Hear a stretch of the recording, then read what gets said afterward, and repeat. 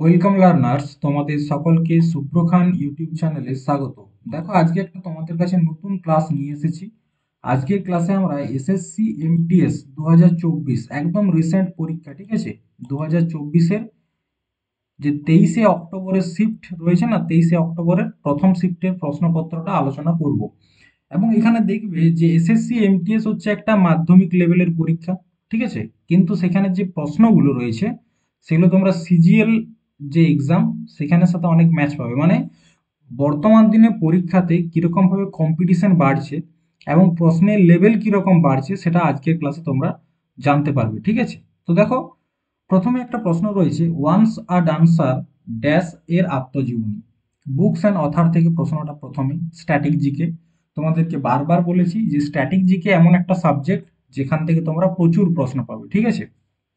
তো দেখো, once a dancer এই বইটির লেখক কে? সুধনচন্দ্র, অড্রে হেপবার্ন, যামিনী কৃষ্ণমূর্তি, নাকি অ্যালেগ্রা কেন্ট? ঠিক আছে। তো ওয়ান্স আ ডান্সার এই বইটির লেখক হচ্ছেন অ্যালেগ্রা কেন্ট। অ্যালেগ্রা কেন্ট কে? একজন আমেরিকান ডান্সার, ঠিক আছে, আমেরিকান ডান্সার এবং অ্যাক্টর। তার লেখা বই হচ্ছে কি ওয়ান্স আ ডান্সার। এনার লেখা আরো কয়েকটি গুরুত্বপূর্ণ বই আছে, ঠিক আছে। যেমন একটা হচ্ছে দ্য অ্যাডামস ফ্যামিলি। কি নাম? দ্য অ্যাডামস ফ্যামিলি, ঠিক আছে। আরেকটা দেখো, ডান্সিং ফর মিস্টার বি। এই বইটাও খুব গুরুত্বপূর্ণ। Dancing for mister B. আরেকটা নোট করে নাও, ডান্সার্স বডি বুক, ঠিক আছে, ডান্সার্স বডি বুক। এই তিনটা বই অ্যালেগ্রা ক্যান্টের খুব গুরুত্বপূর্ণ এবং এসএসসির অনেক পরীক্ষায় এই প্রশ্নগুলো এসেছে, ঠিক আছে। এরপর দেখো, তোমাদেরকে মোটামুটি 10-11টার মতো বইয়ের নাম বলছি যেগুলো তোমরা এসএসসির বিভিন্ন পরীক্ষায় দেখতে পাবে, এসেছে বা ভবিষ্যতে আসতে পারে, ঠিক এরকম কয়েকটা বই।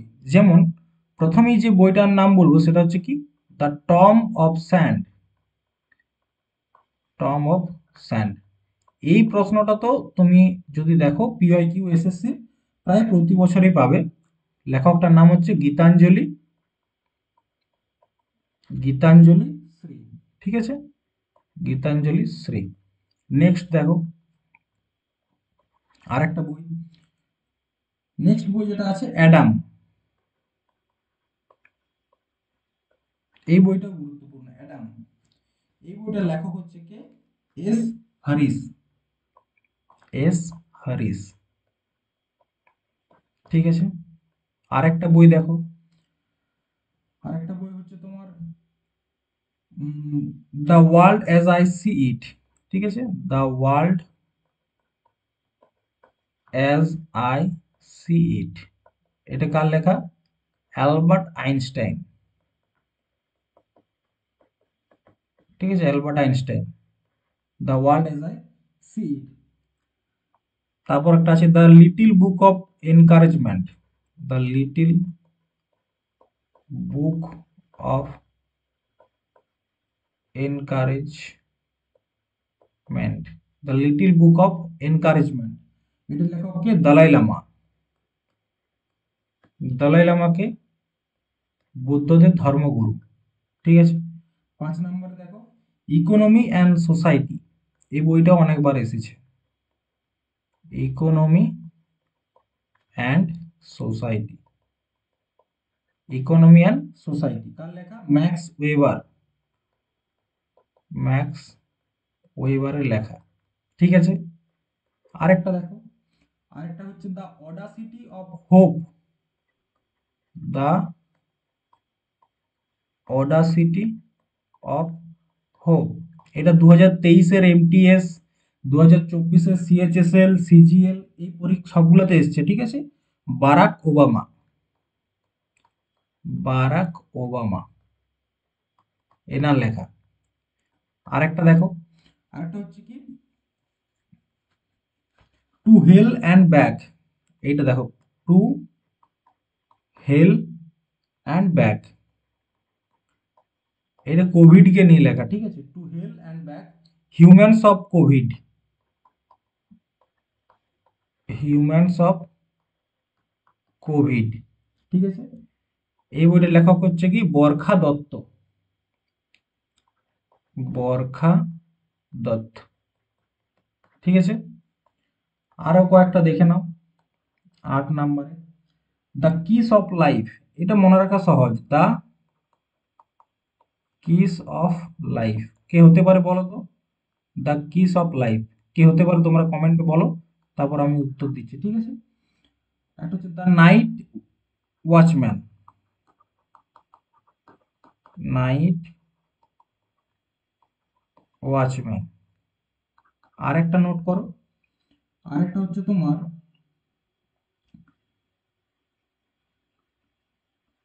ল্যান্ডস্কেপ অফ লস, ঠিক আছে,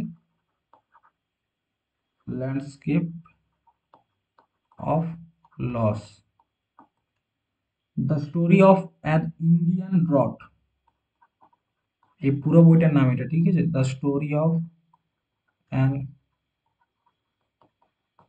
ইন্ডিয়ান ড্রট।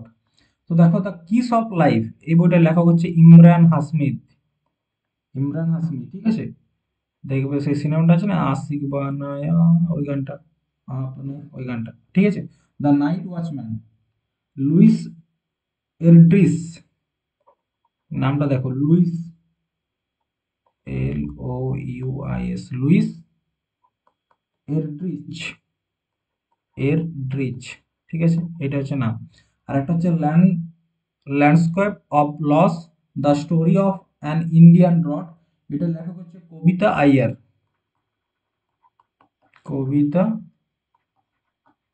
আইয়ার, ঠিক আছে। তো মোটামুটি এই 10টা বইয়ের নাম যদি তোমরা মনে রাখতে পারো, এবং মানে এই 10টা বই প্রত্যেকটাই গুরুত্বপূর্ণ, কোনো না কোনো পরীক্ষাতে এসছে। নেক্সট, জাস্কার এবং নুব্রা কোন নদীর উপনদী?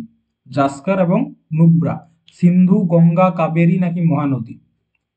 তো দেখো জাস্কার এবং নুব্রা হচ্ছে সিন্ধু নদীর উপনদী। সিন্ধুর যে প্রবাহ পথ এবং তার যে উপনদী, এবং সিন্ধুর মধ্যে যে 5টা দোয়াব সৃষ্টি হয়েছে, যার কারণে নাম হয়েছে পাঞ্জাব। পাঞ্জাব রাজ্যের নামকরণের কারণ কি? সিন্ধুর যে উপনদীগুলো মিলে 5টা দোয়াব তৈরি হয়েছে, সেগুলোকে একত্রে নাম হয়েছে পাঞ্জাব। তো দেখো আমরা প্রথমে সিন্ধু নদীর যে উৎপত্তি এবং সিন্ধু নদীর যে উপনদী, সেগুলো নিয়ে দেখব। প্রথমত জাস্কার এবং নুব্রা সিন্ধুর উপনদী, ঠিক আছে। এরপর দেখো সিন্ধুর যে উৎপত্তি কোথা থেকে হয়েছে? মানসরোবর ঝিল থেকে। ধরো এটা হচ্ছে মানসরোবর ঝিল, মানসরোবর ঝিল, ঠিক আছে, তিব্বতে অবস্থিত মানসরোবর ঝিল। এইখান থেকে উৎপত্তি হয়েছে কি? সিন্ধু নদী। এটা হচ্ছে সিন্ধু নদী, ঠিক আছে। লাদাখে হয়ে পাকিস্তানে ঢুকেছে। সিন্ধুর একটা বড় উপনদী হচ্ছে কে? একটা বড় উপনদী হচ্ছে চেনাব। এইটা হচ্ছে চেনাব, ঠিক আছে, চেনাব। আবার এই চেনাব নদীর সাথে উপর দিক থেকে, ঠিক আছে, উপর দিক থেকে একটা নদী মিশেছে, যার নাম হচ্ছে ঝেলাম। এটার নাম হচ্ছে ঝেলাম, ঠিক আছে। আবার নিচের দিক থেকে যেটা মিশেছে তার নাম হচ্ছে তোমার রাবি। নিচের দিক থেকে আরেকটা নদী মিশেছে, রাবি, ঠিক আছে। আরেকটা বড় নদী মিশেছে, তার নাম হচ্ছে সতলুজ। এইটা হচ্ছে তোমার সতলুজ। এটা অ্যাকচুয়ালি চেনাবের সাথে গিয়ে মিশেছে, ঠিক আছে, একটু।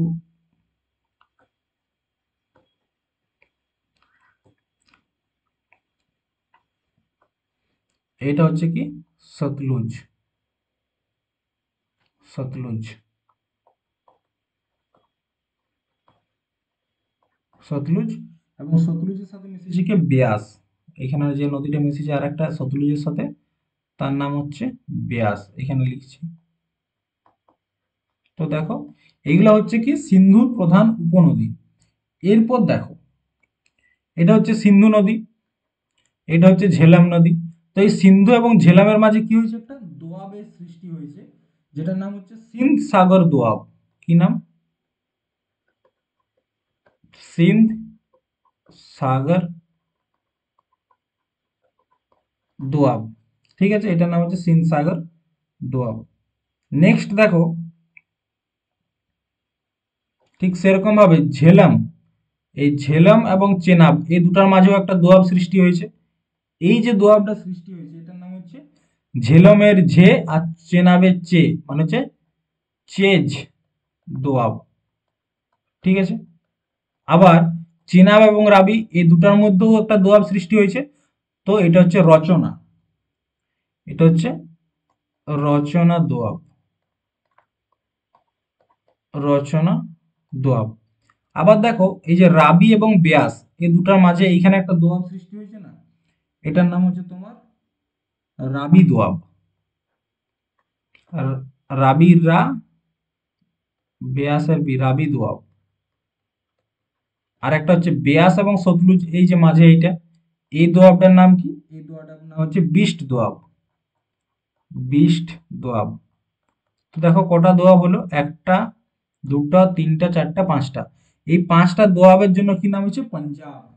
পঞ্চ আব, পাঁচটা দোয়াব। ঠিক আছে, পাঞ্জাব।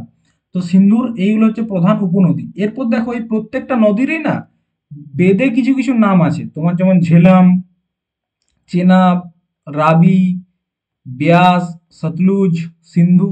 তো এদের বেদে কি কি নাম আছে এখান থেকেও প্রশ্ন আসে। যেমন সিন্ধু নদী, ঠিক আছে, সিন্ধু নদী, এটার বেদে নাম কি আছে? সিন্ধু। বেদে এটার নাম সিন্ধুই রয়েছে। আবার যেমন ঝেলাম, এই বেদে একে কি বলা হয়েছে? বিতস্তা। বেদে একে বলা হয়েছে বিতস্তা। চেনাব, চেনাব নদীর আরেকটা নাম হচ্ছে চন্দ্রভাগা। চন্দ্র এবং ভাগা দুটা নদী মিলাই চেনাব নদীর সৃষ্টি হয়েছে। ঠিক আছে, চন্দ্রভাগা। এটাকে বেদে বলা হয় অস্কানি। ঠিক আছে, অস্কানি। এরপর দেখো কি হলো, সিন্ধু হয়েছে, ঝেলাম হয়েছে, চেনাব হলো। এরপর হচ্ছে রাবি। রাবি নদী, রাবি নদীর উপনদীটার নাম, এই রাবির যে বেদে নাম তার নাম কি? পুরুষানি। রাবিকে বেদে পুরুষানি বলা হয়। প্রশ্ন আসে যে রাবিকে বেদে কি নামে ডাকা হয় বা পুরুষানি কোন নদীর নাম। ঠিক আছে, আরেকটা হচ্ছে ব্যাস। ব্যাস, এটার বেদে নাম হচ্ছে তোমার বিতাসা। বিতাসা। আরেকটা হচ্ছে তোমার সতলুজ। ঠিক আছে, এটার বেদে নাম হচ্ছে শতদ্রী। শতদ্রী। ঠিক আছে। তো এগুলো হচ্ছে কি, যে আমাদের পাঁচটা নদী রয়েছে না প্রধান, সিন্ধু, ঝেলাম, চেনাব, রাবি, ব্যাস, সতলুজ, এগুলোর বেদে কি কি নাম রয়েছে এগুলো গুরুত্বপূর্ণ, নোট করে নিও। ঠিক আছে। নেক্সট, মধ্যযুগে কোন কালানুক্রমিক স্বীকৃত রাজিয়া তার সকল ভাইদের চেয়ে বেশি যোগ্য এবং যোগ্য ছিলেন? মানে কি, রাজিয়া সুলতানাকে কে তার ভাইদের থেকেও বেশি যোগ্য বলে মনে করেছিলেন? তাজউদ্দিন মিনাজ উল সরি, তাজউদ্দিন, মিনহাজ ই সিরাজ, নাকি মোহাম্মদ জুনাইদি, নাকি ফখরুল মুলক ইসামি? দেখো এখনো পর্যন্ত তোমরা যদি দেখে থাকো, এখনো পর্যন্ত মানে রাজিয়া সুলতানাকে নিয়ে যে প্রশ্নটা আসতো সেটা হচ্ছে কি, দিল্লি সালতানাতের একমাত্র মহিলা সম্রাজ্ঞী কে ছিলেন বা সম্রাট কে ছিলেন, সেটা হতো রাজিয়া সুলতানা। কিন্তু এখানে প্রশ্নটা দেখো কেমন ঘুরায় দিয়েছে। রাজিয়া সুলতানাকে সব থেকে বেশি যোগ্য বলে কে বলেছিল? ঠিক আছে, সব থেকে বেশি যোগ্য কে বলেছিল? তো এটা হচ্ছে অ্যান্সার, মিনহাজ ই সিরাজ। তার লেখা একটা বই আছে, বইটার নাম কি? তার লেখা বইটার নাম হচ্ছে তোমার তবকাত নাসরিত। দেখো বইটার নাম হচ্ছে তবকাত নাসরিত। এই বইয়ে তিনি বলেছিলেন যে রাজিয়া সুলতানা তার ভাইদের থেকেও বেশি যোগ্য। ঠিক আছে। এরপর দেখো রাজিয়া সুলতানা কে? ঠিক আছে, রাজিয়া সুলতানা কে? রাজিয়া সুলতানা। তো মনে রাখবে রাজিয়া সুলতানা হচ্ছে দিল্লি সালতানাতের দাস বংশের, ঠিক আছে। দাস দাস বংশের সংস্থাপক কে? কুতুবুদ্দিন আইবক। So, সেই দাস বংশের 4 নাম্বার যে সম্রাট, ফোর্থ সম্রাট, ঠিক আছে, কে ছিলেন? রাজিয়া সুলতানা, ঠিক আছে। তিনি নিজেকে সুলতানা বলতে পছন্দ করতেন না, তার জন্য তাকে সবাই সম্রাট বলতো। রাজিয়া সুলতানা 4 নাম্বার। রাজিয়া সুলতানের বাবার নাম কি? ইলতুৎমিশ। ইলতুৎমিশ, ঠিক আছে। রাজিয়া সুলতানের বাবার নাম ইলতুৎমিশ। তো রাজিয়া সুলতানের যে শাসনকাল সেটা কত? 1236 থেকে 40, মাত্র 4 বছরের তার শাসনকাল ছিল, ঠিক আছে। দেখো, ইলতুৎমিশের পর তিনি যখন মারা যান, বেঁচে থাকার সময় রাজিয়া সুলতানাকে তিনি বলেছিলেন যে রাজিয়া সুলতানা দিল্লি সালতানাতের শাসক হবেন, সেটা তিনি বেঁচে থাকতে বলেছিলেন। কিন্তু ইলতুৎমিশ যখন মারা যান, তারপর তার যারা সভার মানে অফিসিয়াল ছিল, ঠিক আছে, যারা সভাতে থাকতো না, 40 দল বলা হয়, তো তারা সবাই মিলে ঠিক করলো কি, ইলতুৎমিশের ছেলে রুকুন উদ্দিন ফিরোজ শাহ, কি নাম ছিল? রুকু রুক সরি রুকুন উদ্দিন, বানানগুলা ভুলে যাচ্ছে। রুকুন উদ্দিন ফিরোজ শাহ, ঠিক আছে, এনাকে সম্রাট বানাতে চান। কিন্তু ইনি তার বয়সের যেটা হয়, মদ, নারী, এসবের মধ্যে ডুবে থাকা শুরু করলেন। তখন এনার কাছ থেকে, রুকনউদ্দিন ফিরোজ শাহর কাছ থেকে, এই যে সম্রাটে বা সিংহাসনটা কে ছিনে নিল? রাজিয়া সুলতানা। এবং রাজিয়া সুলতানা কে হয়ে উঠল? দিল্লি সালতানাতের, ঠিক আছে, দিল্লি সালতানাতের ফার্স্ট মহিলা সম্রাট রাজিয়া সুলতানা, ঠিক আছে। নেক্সট, নিচের কোন রাজ্যে আউলিং মন্নু, দেখো নামটা দেখো, এরকম ধরনের প্রশ্ন হয়তো তোমরা ডাব্লিউবিপি কেপিতে দেখতে পাবে না, ঠিক আছে। ডাব্লিউবিপি কেপিতে এরকম ধরনের প্রশ্ন কোনোদিনও দেখতে পাবে না, এগুলো একমাত্র এসএসসি তেই সম্ভব। প্রশ্নটা কি? আউলিং মন্নু পালিত হয় যা এপ্রিল মাসে সমস্ত, এটা কন্যক মানে কি? কন্যা নয়, ঠিক আছে। এটা একটা কমিউনিটি যার নাম হচ্ছে কৈনাক।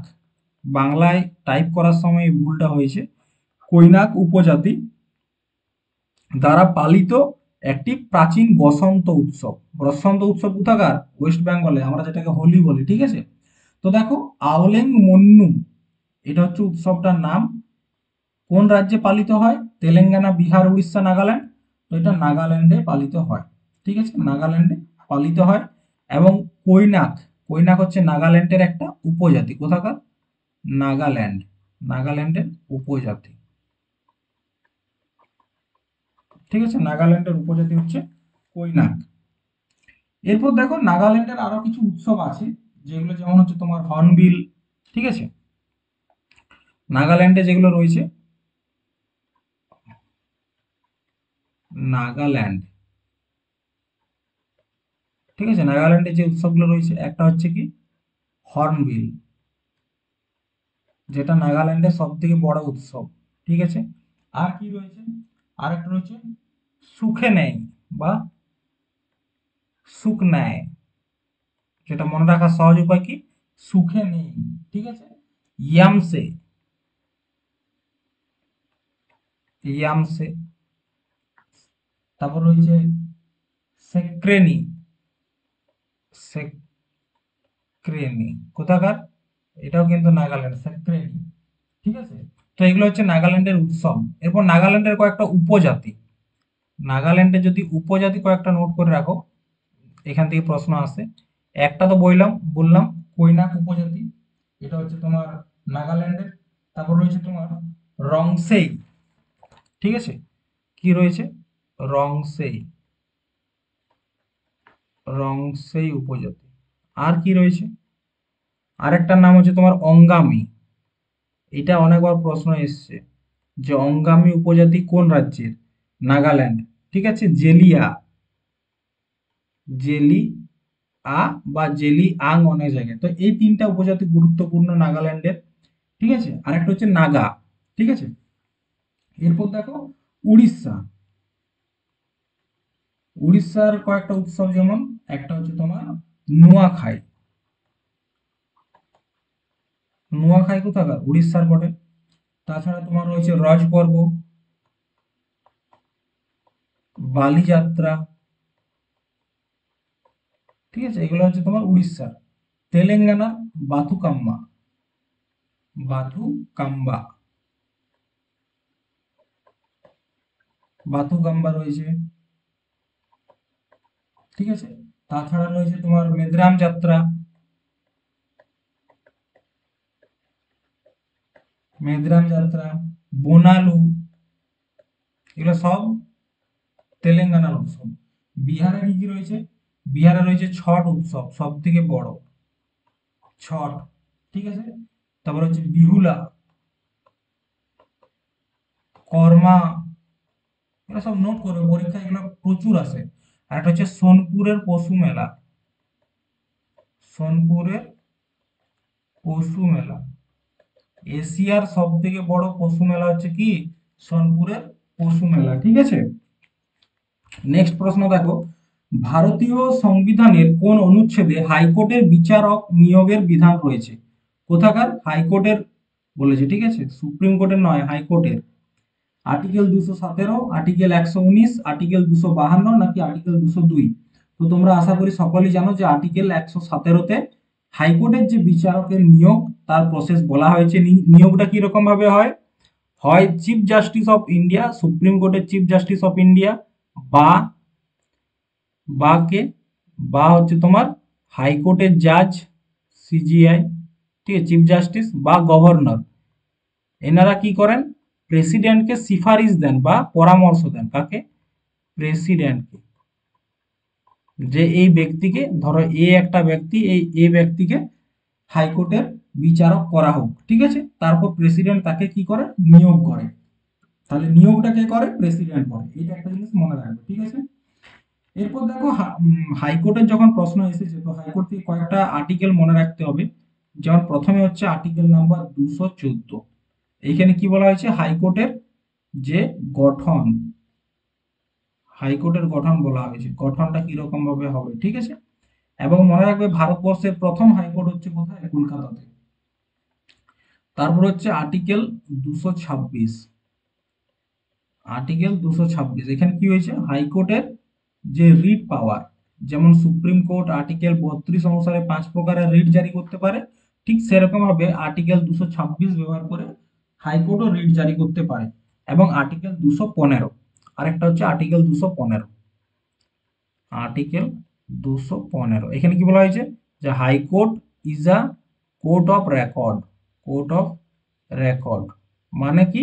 ধরো একটা, আজকে কোনো একটা কেস যার নাম হচ্ছে এ, এই কেসের জন্য কোনো ব্যক্তিকে 10 বছরের জেল দেওয়া হলো।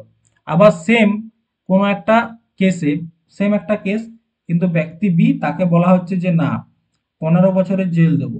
তো সেক্ষেত্রে যে এনার পক্ষে উকিল থাকবে সে বলবে যে স্যার আপনি আগে এই সাজাটা দিয়েছিলেন 10 বছর, তাহলে এখন 15 বছর কেন? মানে এই যে হাইকোর্টের যে জাজমেন্ট, সেটা নিজেই নিজে একটা আইনে পরিণত হয়। আর্টিকেল 215-তে এটা বলা হয়েছে। ঠিক আছে, এরপর হচ্ছে আর্টিকেল নাম্বার 119। আর্টিকেল নাম্বার 119-এ কি বলা হয়েছে?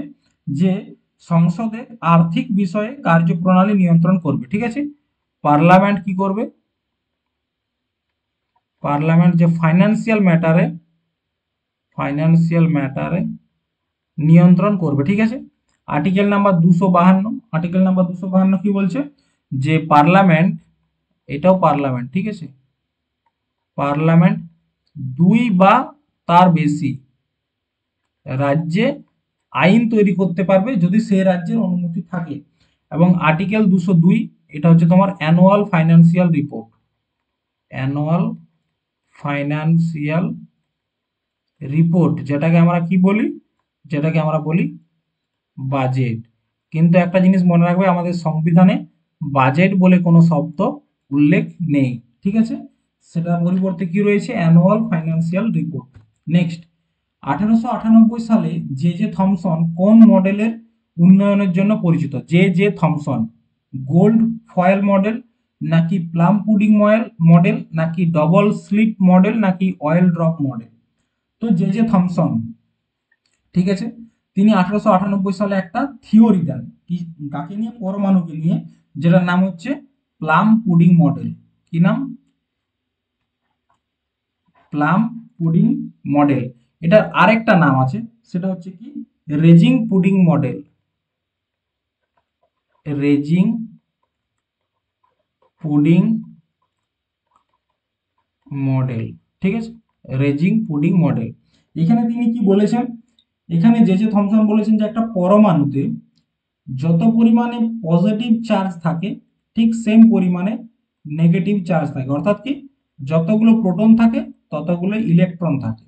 অর্থাৎ তিনি বলতে চাইছেন যে অ্যাটম বা পরমাণু হচ্ছে কি উদাসীন। উদাসীন কি, যেখানে পজিটিভ এবং নেগেটিভ সমান থাকবে সেটা হচ্ছে কি নিউট্রাল হয়ে যায়। তো তিনি বলতে চাইছেন যে 1898 সালে যেটা বলেছেন প্লাম পুডিং মডেলের সাহায্যে, যে একটা পরমাণু হচ্ছে উদাসীন বা নিউট্রাল। ঠিক আছে, এরপর দেখো পরমাণুর কথা যখন এলো, তো পরমাণুর প্রথম ধারণা কিসের? পরমাণু। পরমাণুর প্রথম ধারণা কে দিয়েছিলেন? ডাল্টন।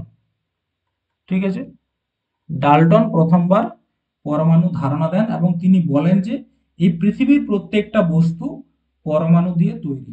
ঠিক আছে, এরপর পরমাণুর মধ্যে কি কি থাকে? এক থাকে হচ্ছে ইলেকট্রন। ঠিক আছে, আর কি থাকে? প্রোটন। আর কি থাকে? নিউট্রন। ঠিক আছে, তাহলে কি থাকে? ইলেকট্রন, প্রোটন এবং নিউট্রন। এই যে ইলেকট্রন, প্রথমত দেখো পরমাণুর মধ্যে আরো একটা জিনিস থাকে, সেটা হচ্ছে নিউক্লিয়াস। ঠিক আছে, নিউক্লিয়াস।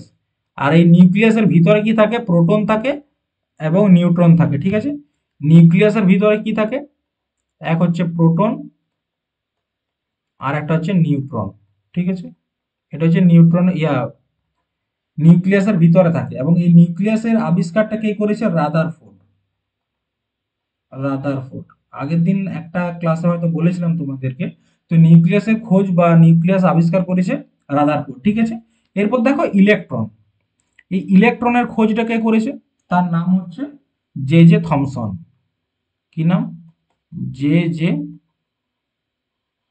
থমসন ইলেকট্রনের খোঁজ করেছে। ঠিক আছে, ইলেকট্রনটা কিরকম? নেগেটিভ চার্জ যুক্ত। কিরকম? নেগেটিভ চার্জ যুক্ত। ইলেকট্রনের চার্জ কত? এটাও প্রশ্ন আসে যে ইলেকট্রনের চার্জ কত? চার্জ হচ্ছে কত? 1.6 ইন্টু 1.6 ইন্টু 10⁻⁻19 কুলম। ঠিক আছে, আর যদি বলা হয় ডেনসিটি বা ঘনত্ব কত ইলেকট্রনের? ইলেকট্রনের ঘনত্ব হচ্ছে 9.1 ইন্টু 10⁻31 কিলোগ্রাম। ঠিক আছে, এটা হলো ইলেকট্রন। এরপর দেখো প্রোটনের দিকে দেখি। প্রোটন। তো এই প্রোটনটা কে খোঁজ করেছে বা কে আবিষ্কার করেছে? প্রোটনটা আবিষ্কার করেছে, তার নাম হচ্ছে গোল্ডস্টিন। দেখো প্রত্যেকটা লাইন যেটা লিখছি, প্রত্যেকটা লাইন কিন্তু ইম্পর্টেন্ট। ঠিক আছে, গোল্ডস্টিন, প্রত্যেকটা লাইন থেকে প্রশ্ন আসে। প্রোটন আবিষ্কার করেছে। প্রোটনের চার্জ কি রকম? Positive charge. ঠিক আছে, তাহলে চার্জ কত এটাও জানতে হবে। চার্জ হচ্ছে তোমার 1.6 ইন্টু 10⁻19 কুলম। ঠিক আছে, চার্জ। ডেনসিটি কত? দেখো এটা হচ্ছে নেগেটিভে আছে। ঠিক আছে, আর এটা হচ্ছে পজিটিভ। ডেনসিটি কত? 1.67262 ইন্টু 10⁻27 কেজি। এটা গেল প্রোটন। আর নিউট্রন কি রকম? উদাসীন, মানে হচ্ছে এটা না পজিটিভ না নেগেটিভ। এবং নিউট্রনের খোঁজ কে করেছিল? চ্যাডউইক। বিজ্ঞানীটার নাম কি? চ্যাডউইক। ঠিক আছে, তিনি এটি আবিষ্কার করেন। উদাসীন মানে এটাতে চার্জ নেই। ঠিক আছে, তাহলে চার্জ তো নেই, কিন্তু এটা ডেনসিটি আছে। তো নিউট্রনের ডেনসিটি কত? নিউটনের ডেনসিটি হচ্ছে 1.674 ইন্টু 10⁻⁻27 কুলম, মানে প্রোটনের কাছাকাছি 672 আর 674। ঠিক আছে, নেক্সট, দশাইন এবং তিহার ভারতের কোন প্রতিবেশী দেশের জনপ্রিয় উৎসব? দশাইন এবং তিহার বাংলাদেশ, শ্রীলঙ্কা, নেপাল নাকি পাকিস্তান? তো দেখতেই পাচ্ছ এটা হচ্ছে নেপালের উৎসব দশাইন এবং তিহার। দশাইন হচ্ছে কি মা দুর্গার পূজা করা হয়, এখানে কি করা হয়? মা দুর্গার পূজা করা হয়। ঠিক আছে, মা দুর্গার পূজা করা হয়, বোঝা গেছে। আচ্ছা, বর্তমানে নেপালের প্রধানমন্ত্রীর নাম কি এবং প্রেসিডেন্টের নাম কি? গুরুত্বপূর্ণ, আসতেই পারে। ঠিক আছে, তো প্রধানমন্ত্রী আছে কেপি শর্মা ওলি, কেপি শর্মা ওলি। আর একটা প্রেসিডেন্ট আছে রামচন্দ্র পাউডেল, রামচন্দ্র পাউডেল। মনে রাখবে একটা সময় নেপাল কিন্তু হিন্দু দেশ ছিল। ঠিক আছে, আরেকটা কি রয়েছে শ্রীলঙ্কা। শ্রীলঙ্কার কয়েকটা উৎসব আছে যেগুলো তোমাদের জানা দরকার, পরীক্ষায় অনেক সময় আসে। একটার নাম হচ্ছে ভেসাক পোয়া, একটার নাম হচ্ছে ভেসাক পোয়া। ঠিক আছে, পোয়া। আরেকটার নাম হচ্ছে তোমার পোষণ। এই দুটো নাম মনে রাখলেই হবে। ঠিক আছে, পোষণ, ভেসাক পোয়া এবং পোষণ। নেক্সট, নিচের কোন দেশটি সর্বাধিক টি-20 মহিলা ক্রিকেট বিশ্বকাপের শিরোপা জিতেছে? ভারত, অস্ট্রেলিয়া, ওয়েস্ট ইন্ডিজ এবং ভারত, ইংল্যান্ড, ওয়েস্ট ইন্ডিজ এবং অস্ট্রেলিয়া। তো মনে রাখবে ওয়ার্ল্ড কাপ, বিশেষ করে ক্রিকেটের ক্ষেত্রে, ক্রিকেট ক্রিকেটের ক্ষেত্রে যদি ওয়ার্ল্ড কাপের প্রশ্ন আসে, ঠিক আছে, সেক্ষেত্রে পুরুষ হোক বা মহিলা, সবার আগে কে থাকে? অস্ট্রেলিয়া। ঠিক আছে, মানে অস্ট্রেলিয়া পুরুষ ক্রিকেট ওয়ার্ল্ড কাপ হোক বা মহিলা ক্রিকেট ওয়ার্ল্ড কাপ হোক, প্রত্যেক জায়গাতে এক নম্বরে। তো দেখো সব থেকে বেশি কে জিতেছে? অস্ট্রেলিয়া। ঠিক আছে, সব থেকে জিতেছে অস্ট্রেলিয়া সব থেকে বেশি। কতবার? প্রায় 6বার। কতবার? 6বার। ঠিক আছে, এরপর দেখো টি-20 ওয়ার্ল্ড কাপ 2024 যেটা মহিলাদের হয়েছে। ঠিক আছে, উমেন লিখে দিন, নাহলে তোমরা আবার সবাই রোহিত শর্মার কথাই মনে করবে। ঠিক আছে, তো মহিলা খেলাটা কোথায় হয়েছে? হোস্ট, সেটা হচ্ছে ইউএই। ঠিক আছে, ইউএই তে হয়েছে। এবং এই খেলায় চ্যাম্পিয়ন কে হয়েছে? চ্যাম্পিয়ন সেটা হচ্ছে তোমার নিউজিল্যান্ড। এবং মনে রাখবে নিউজিল্যান্ডের এই প্রথম কোন একটা আইসিসি ট্রফি জিতেছে। ঠিক আছে, 2024 সালে। এবং ক্যাপ্টেন কে ছিল? Sophia Devine, Sophia Sophia Devine. ঠিক আছে, ক্যাপ্টেন কে ছিলেন ইনি? ক্যাপ্টেন। এরপর দেখো টি-20 ওয়ার্ল্ড কাপ থেকে তো অনেক প্রশ্নই আসে, তো তার জন্য একটা আলাদা ক্লাস করতে হবে। তো এখানে যে বিষয়গুলো গুরুত্বপূর্ণ সেটাই বলছি। চ্যাম্পিয়ন হচ্ছে নিউজিল্যান্ড, রানার আপ সেটা হচ্ছে কে? South Africa. ঠিক আছে, তো দেখো সাউথ আফ্রিকা পুরুষ ক্রিকেট বিশ্বকাপেও, টি-20 বিশ্বকাপেও রানার আপ, এবং মহিলা ক্রিকেট যে টি-20 ওয়ার্ল্ড কাপ ছিল সেখানেও রানার আপ। ঠিক আছে, প্রথমবার যে টি-20 ওয়ার্ল্ড কাপ মহিলাদের, ফার্স্ট ওমেন টি-20 ওয়ার্ল্ড কাপ কবে হয়েছে? 2009। ঠিক আছে, হোস্ট করেছিল কে? হোস্ট করেছিল ইংল্যান্ড। জিতেছিল কে? ইংল্যান্ড। ঠিক আছে, এটা হচ্ছে প্রথমবার। তো এখন পর্যন্ত তাহলে 2009 কে জিতেছে? ইংল্যান্ড। লিস্ট একবার দেখে নাও, ইন্ডিয়ার নাম কোথাও নেই। তারপর দেখো 2010, 2012, 2014, 18, 20 এবং 23, 1 2 3 4 5 6, এই 6বার কে জিতেছে? অস্ট্রেলিয়া। ঠিক আছে, মাঝে একবার 2016-তে জিতেছিল ওয়েস্ট ইন্ডিজ। আর 2024-এ নিউজিল্যান্ড। এই হচ্ছে যে মহিলা টি-20 ক্রিকেট, তার মানে এখন পর্যন্ত কারা কারা জিতেছে তার লিস্ট। ইন্ডিয়া একবারও পায়নি। ঠিক আছে, নেক্সট, নিচের কোন ভারতীয় উপজাতীয় নৃত্যটি বিশাখাপট্টনমের কাছে আরাকু উপত্যকায় প্রচলিত? আরাকু উপত্যকা কোথায় আছে? অন্ধ্রপ্রদেশে আছে। ঠিক আছে, আরাকু উপত্যকা অন্ধ্রপ্রদেশ। তো বাগরুম্বা, ধিমসা, ঝুমুর নাকি বারদো ছাম? প্রথমত দেখো, এই যে বাগরুম্বা, এটা হচ্ছে তোমার আসামের, আসামের ডান্স। ঠিক আছে, আসামের বোডো ট্রাইব, তাদের ডান্স। এই যে ঝুমুর, এটা তোমরা ওয়েস্ট বেঙ্গল, উড়িষ্যা, আসাম এইসব জায়গায় দেখতে পাবে। এবং বারদো ছাম, এটা হচ্ছে তোমার আম, অরুণাচল প্রদেশের। ঠিক আছে, কোথাকার? অরুণাচল প্রদেশের ডান্স, অরুণাচল প্রদেশ। তাহলে কোনটা অ্যান্সার? ধিমসা। ধিমসা হচ্ছে তোমার আরাকু উপত্যকায় একটা ডান্স, সেটার নাম হচ্ছে ধিমসা। ঠিক আছে, নেক্সট দেখো, কোন ট্র্যাক এবং ফিল্ড ইভেন্ট একটি জল লাফ আছে?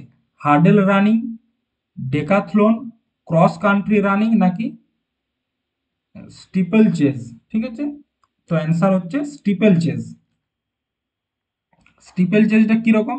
এরকম অনেকগুলো বাধা দেওয়া থাকবে। ঠিক আছে, এরকম কি করতে হবে, এটাকে দৌড়ে ঝাপ্পায় পার করতে হবে, দিয়ে আবার দৌড়ে ঝাপ্পায় পার করতে হবে, দিয়ে আবার, তো এইখানে আবার কি থাকবে? জল থাকবে। তো সেটাই বলা আছে যে একটি জলে লাফ দেওয়া আছে। কোথায়? স্টিপল চেজ। আরেকটা হচ্ছে তোমার ক্রস কান্ট্রি রানিং। দেখো, ক্রস কান্ট্রি কান্ট্রি রানিং, এটা মানে কোনো দেশ পেরিয়ে যাওয়া নয়। এটা হচ্ছে একই রকম, ধরো ঘাস বা কাদা বা হচ্ছে পাহাড়। ঠিক আছে, এইখানে যে রানিং, সেটাকে বলা হচ্ছে ক্রস কান্ট্রি রানিং। নেক্সট, যদি মশা কামড়ানোর পরে ব্যক্তিটি ম্যালেরিয়া পজিটিভ বলে শনাক্ত হয়, তাহলে নিচের কোনটি সত্য হবে? ব্যক্তির সুষম খাদ্য ছিল না, নাকি মশা প্লাজমোডিয়াম বহন করছিল, নাকি মশা ম্যালেরিয়ায় ভুগছিল, নাকি ব্যক্তিকে শিশু হিসেবে টিকা দেওয়া হয়নি? তো দেখো, স্বাভাবিকভাবে উত্তর হচ্ছে বি এরটা। কোনটা? বি এরটা। ঠিক আছে, মশা হচ্ছে কি, ম্যালেরিয়া হচ্ছে তোমার প্রোটোজোয়া ঘটিত একটা রোগ, এবং এই রোগের কারক কে? Plasmodium virus. ঠিক আছে, কে? প্লাজমোডিয়াম। দেখো, প্রোটোজোয়া ঘটিত রোগ, প্রোটোজোয়া ঘটিত রোগ, প্রোটোজোয়া ঘটিত কয়েকটা রোগ আছে, এবং এটা একটা মনে রাখার শর্ট ট্রিক্স আছে। ঠিক আছে, শর্ট ট্রিকটা দেখে নাও একবার। পাঁচু, নামটা মনে রাখবে, পাঁচু কাল মালা নিতে ডাকবি, নিতে ডাকবি, পাঁচু কাল মালা নিতে ডাকবি। পাঁচু মানে হচ্ছে কি? পাঁচু মানে হচ্ছে পায়রিয়া, পাঁচু মানে হচ্ছে তোমার পায়রিয়া। কাল মানে হচ্ছে কালাজার, কালাজার, যেটার আরেকটা নাম কি? আরেকটা নাম হচ্ছে তোমার লিসমেনিয়া,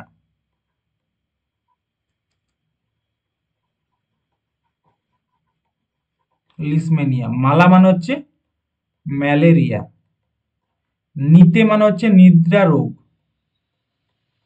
ঠিক আছে, স্লিপিং ডিজিজ, এবং ডাকমি মানে হচ্ছে ডায়রিয়া। তো দেখো, প্রোটোজোয়া ঘটিত যতগুলো রোগ আছে, তোমরা এই শর্ট ট্রিকটার মাধ্যমে মনে রাখতে পারবে। কি নাম? পাঁচু কাল মালা নিতে ডাকবি। ঠিক আছে, তো এখানে কিসের নিয়ে কথা হচ্ছে? ম্যালেরিয়া। ঠিক আছে, তো আমরা দেখো ম্যালেরিয়া নিয়ে আলোচনা করব একটু।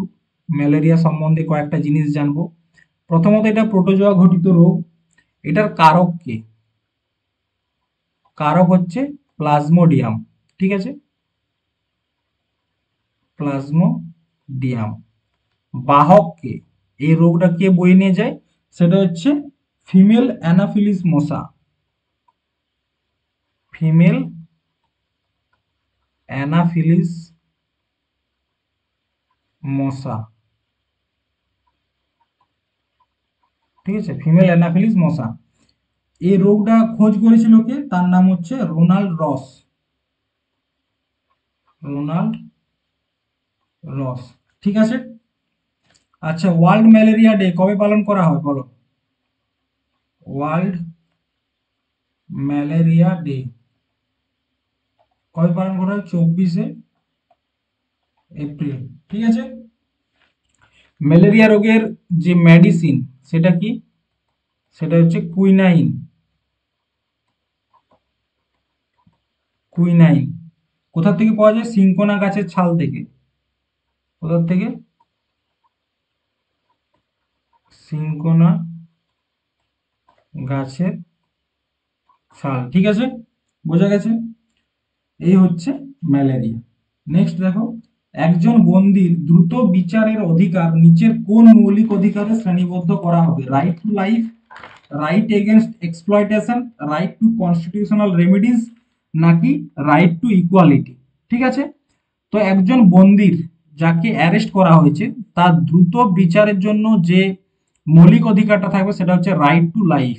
কি থাকবে? Right to life. Article number 21। Article number 21-এ কি বলা হয়েছে? বলা হয়েছে যে right to life and personal liberty. Right to life and personal liberty. তার মানে কি?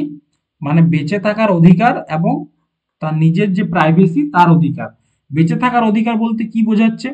ধরো তুমি যদি কাউকে অ্যারেস্ট করো, কোনো একটা পুলিশ কাউকে অ্যারেস্ট করলো, কিন্তু তার যে জাজমেন্ট আসতে অনেক দেরি হচ্ছে এবং লাস্টে জানা গেল সে 5 বছর জেলে থাকলো, কিন্তু তারপর তাকে নির্দোষ প্রমাণ করা হলো। তাহলে কি সে তো 5 বছর শুধু শুধু জেলে খাটলো না? তো সেটা তার আর্টিকেল 21-এর বিরুদ্ধে। তার জন্য আর্টিকেল 21 বলছে কি একজন বন্দীকে তার দ্রুত বিচারের অধিকার দিতে হবে। তারপর রাইট এগেনস্ট এক্সপ্লয়টেশন। ঠিক আছে, right against exploitation article number কত? আর্টিকেল নাম্বার হচ্ছে তোমার আর্টিকেল 23 এবং 24। এখানে কি নিয়ে আলোচনা করা হয়েছে? এক হচ্ছে হিউম্যান ট্রাফিকিং, যেখানে কিডন্যাপিং বা অর্গ্যান পাচারের মতো কথা বলা হয়েছে। আর একটা হচ্ছে কি বিনা বেতনে কাজ করানো। ঠিক আছে, বেগার শ্রম। এই দুটার বিরুদ্ধে যে স্বাধীনতা সেটা হচ্ছে রাইট এগেনস্ট এক্সপ্লয়টেশন। এরপর হচ্ছে রাইট টু কনস্টিটিউশনাল রেমেডিস।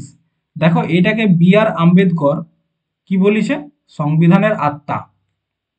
ঠিক আছে, আর্টিকেল 32-কে বি আর আম্বেদকর বলেছে সংবিধানের আত্মা।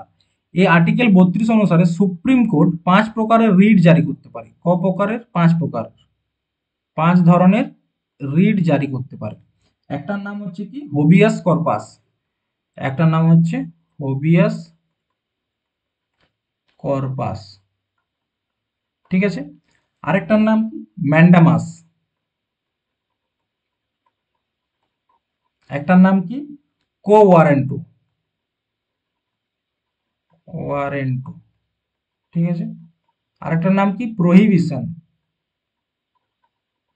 প্রহিবিশন। আরেকটার নাম হচ্ছে সেরিওরারি। এই 5 প্রকারের রিট সুপ্রিম কোর্ট জারি করে। আরেকটা হচ্ছে রাইট টু ইকুয়ালিটি। কি বলা হয়েছে? Right to equality. ঠিক আছে। রাইট টু ইকুয়ালিটি কি? আর্টিকেল নাম্বার 14 থেকে 18।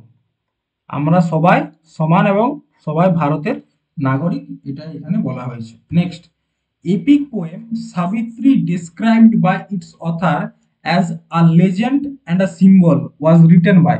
মানে একটা বই আছে যে বইটার নাম হচ্ছে সাবিত্রী। ঠিক আছে, বইটার নাম কি? সাবিত্রী, এ লেজেন্ড অ্যান্ড এ সিম্বল। এই বইটার লেখক কে? অরবিন্দ ঘোষ, মহাত্মা ফুলে, বাল গঙ্গাধর তিলক, নাকি বাবা সাহেব আম্বেদকর। তো দেখো এই বইটার লেখক হচ্ছে অরবিন্দ ঘোষ। অরবিন্দ ঘোষ। তার লেখা আরো 3টা বই আছে যেগুলো পরীক্ষাতে আসে। একটার নাম হচ্ছে the life divine. The life divine, এখান থেকে প্রশ্ন আসে। আরেকটার নাম কি synthesis of yogi. Synthesis of yogi. আর আরেকটা হচ্ছে তোমার essays on Gita. Essays on Gita. ঠিক আছে। অরবিন্দ ঘোষের এই 3-4টা বই অনেক গুরুত্বপূর্ণ, পরীক্ষাতে আসে। বোঝা গেছে। এরপর দেখো বি আর আম্বেদকর। ওই বি আর আম্বেদকর, বি আর আম্বেদকর বি আর আম্বেদকরকে তো তোমরা সকলেই চিনো, তার লেখা একটা বই নাম হচ্ছে কি philosophy of Hinduism. Philosophy of Hinduism. দেখো প্রশ্নগুলো দেখতে পাচ্ছ তো কিরকম ভাবে আসছে। আরেকটা হচ্ছে পাকিস্তান और partition of India. Partition of India, Pakistan और पार्टीशन ऑफ इंडिया। আরেকটা হচ্ছে যেটা আছে দেখো অ্যানহিলেশন কাস্ট, অনেকবার পড়িয়েছি তোমাদেরকে, তাই নতুন নতুন নাম লেখাচ্ছি, ঠিক আছে। The Buddha and his Dharma. The Buddha and his ধর্ম, বা ইংরেজিতে বলতে গেলে এটাকে বলা হয় ধর্মা, ঠিক আছে। তো অরবিন্দ ঘোষ, বাবা সাহেব আম্বেদকর হয়ে গেল। এরপর বাল গঙ্গাধর তিলক। বাল গঙ্গাধর তিলকের কয়েকটা লেখা বইয়ের নাম বলো। কালারটা চেঞ্জ করি পেনের, ঠিক আছে, তাহলে তোমাদের বুঝতে সুবিধা হবে। বাল গঙ্গাধর তিলক এইখানে লিখছি, ঠিক আছে, বাল গঙ্গাধর তিলকের। তো the Arctic home in the Vedas. The Arctic home, ঠিক আছে, Arctic home in the Vedas, এই একটা বই। আরেকটা বইয়ের নাম হচ্ছে গীতা রহস্য। এটা তো অনেক জায়গায় পেয়েছো, হয়তো ডাব্লিউবিপি তো পাবে। গীতা রহস্য, ঠিক আছে। আরেকটা হচ্ছে কি, আরেকটা হচ্ছে তোমার দ্য ট্রায়াল অফ বাল গঙ্গাধর তিলক। কি, দ্য ট্রায়াল অফ বাল গঙ্গাধর তিলক, ঠিক আছে, দ্য ট্রায়াল অফ বাল গঙ্গাধর তিলক। আর মহাত্মা ফুলে বলতে কাকে বোঝাচ্ছে? জ্যোতিরাও ফুলে। মহাত্মা ফুলে বা জ্যোতিরাও ফুলের লেখা কয়েকটা বই, যেমন একটা হচ্ছে গুলামগিরি, এই বইটা মনে রাখবে শুধু, গুলামগিরি, ঠিক আছে, এই বইটা মনে রাখলে হবে। নেক্সট, কোন বছরে আলেকজান্ডার পাঞ্জাব আক্রমণ করেন এবং পরবর্তী কোন বছরে তিনি মারা যান? এই প্রশ্নটা আগের দিনেই ক্লাসে করিয়েছি। তো দেখো অ্যান্সার হবে 326 বিসিতে তিনি অ্যাটাক করেন এবং 323 বিসিতে তিনি মারা যান, ঠিক আছে, এইটা। নেক্সট, ভারতের 2011 সালের আদমশুমারি অনুসারে ভারতের জনসংখ্যার ঘনত্ব কত? 382 পার কিমি স্কোয়ার, নাকি 388 পার কিমি স্কোয়ার, নাকি 360 পার কিমি স্কোয়ার, নাকি 375 পার কিমি স্কোয়ার, মানে কিলোমিটার পার স্কোয়ার, ঠিক আছে। তো দেখো 2011 যে সেন্সাস, সেই অনুযায়ী ভারতের জনঘনত্ব হচ্ছে 382 কিলোমিটার, 382 পার প্রতি কিলোমিটার স্কোয়ার, ঠিক আছে।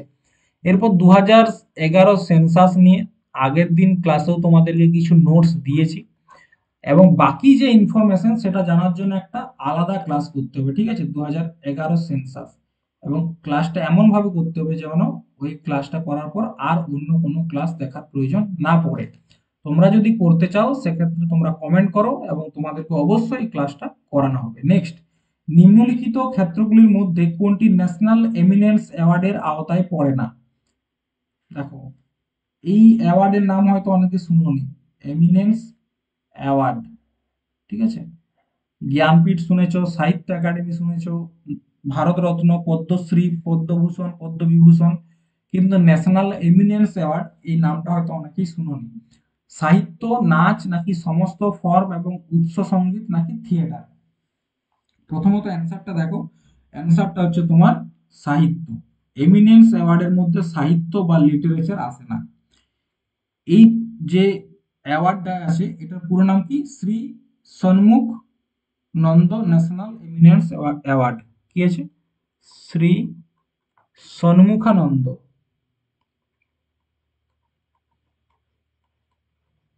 সন্মুখানন্দ, ঠিক আছে, national eminence award, national eminence award, এই হচ্ছে তোমার নাম সম্পূর্ণ। এটা কত সালে স্থাপিত হয়েছিল এই অ্যাওয়ার্ডটি? 2002 সালে। কোন কোন বিষয়ের উপর দেওয়া হয়? এক হচ্ছে তোমার মিউজিক, আর দেওয়া হয় ডান্স, আর থিয়েটার, মানে যারা নাটক করে, ঠিক আছে, আর একটা হচ্ছে ফাইন আর্টস। এই চারটা বিষয়ের উপর এই পুরস্কারটি দেওয়া হয়। এবং এখানে প্রাইজ মানি হিসাবে কি দেওয়া হয় জানো? প্রাইজ মানি প্রায় 2.5 লক্ষ টাকা দেওয়া হয়। কত টাকা? 2.5 লক্ষ টাকা দেওয়া হয়। এবং তার সাথে একটা গোল্ডের বা সোনার ল্যাম্প, গোল্ড কোটেড ল্যাম্প, ঠিক আছে, এই জিনিসটা দেওয়া হয়। নেক্সট, ক্রোমোজোমের দাগ দূর করার জন্য কোন নির্দিষ্ট রাসায়নিক প্রয়োগ করা যেতে পারে? অ্যাসিটোকার্মাইন, মিথানল, ইথানল নাকি হাইড্রোক্লোরিক অ্যাসিড? ক্রোমোজোমের দাগ দূর বলতে কি বোঝায় জানো? ক্রোমোজোমের যখন একটা ক্রোমোজোমকে খোঁজা হয়, তার ভিতরে মার্কিং করার জন্য অনেক সময় রঞ্জক পদার্থ ব্যবহার করা হয়। তো সেই রঞ্জক পদার্থ কোনটা? সেটা হচ্ছে অ্যাসিটোকার্মাইন, ঠিক আছে। তো এই ধরনের যে প্রশ্ন, এগুলো কিন্তু তোমরা ডাব্লিউপি তো দেখতে পাবে না, এবং অনেক সময় আরআরবি যে এনটিপিসি পরীক্ষা রয়েছে সেখানেও দেখতে পাবে না, ঠিক আছে। তো দেখো, আজকের ক্লাসে তোমাদের সাথে একদম রিসেন্ট প্রশ্নগুলো আলোচনা করেছি, এবং প্রত্যেকটা প্রশ্নের যে লেভেল, ঠিক আছে, সেটা হচ্ছে তোমার ডাব্লিউবিপি বা কেপি থেকে অনেক হাই লেভেল, ঠিক আছে। তো মাঝে মধ্যে এসএসসির প্রশ্নগুলো করা দরকার। দিন দিন কোশ্চেনের লেভেল কিন্তু আপ হচ্ছে, এবং তুমি যদি নতুন নতুন প্রশ্ন না করো, সেক্ষেত্রে তুমি কিন্তু সে একই জায়গায় থেকে যাবে, আর পরীক্ষার লেভেল এরকম জায়গায় চলে যাবে, ঠিক আছে। চলো আজ এই পর্যন্তই। থ্যাংক ইউ, ধন্যবাদ। জয় হিন্দ, জয় ভারত। বাই।